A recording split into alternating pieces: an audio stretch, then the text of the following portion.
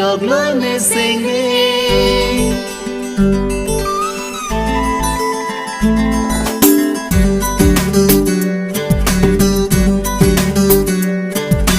Tini obong nang ke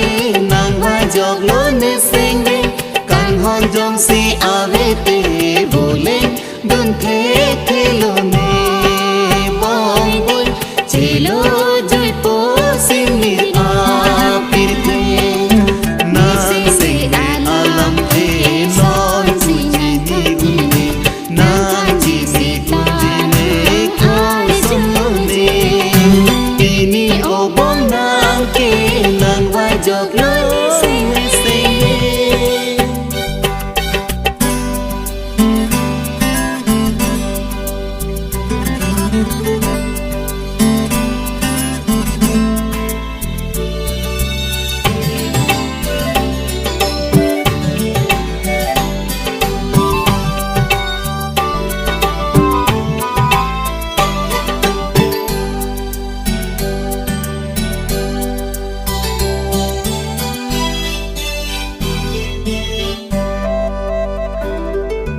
Nese mapuji kai ke to parni de nanghe to obong nese kopire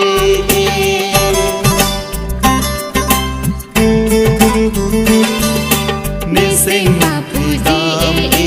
kai ke to parni de nanghe to obong nese kopire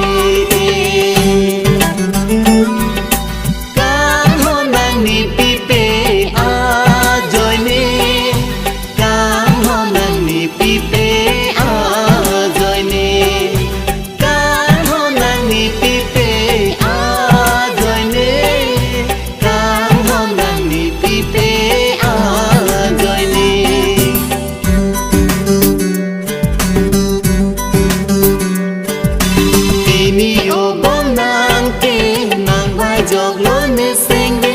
kang hon jong si ave te bole dun the lo ne bong boy chelo joi po sinir a pirte Bini obong nang ke nang wa jog lo ne senge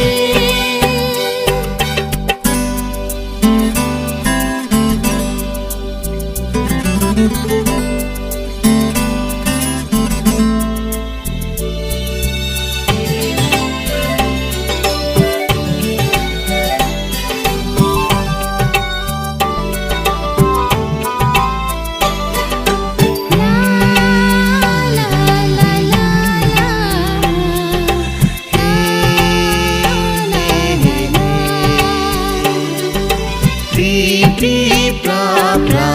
abirta ke e o e ma we bang e che than pre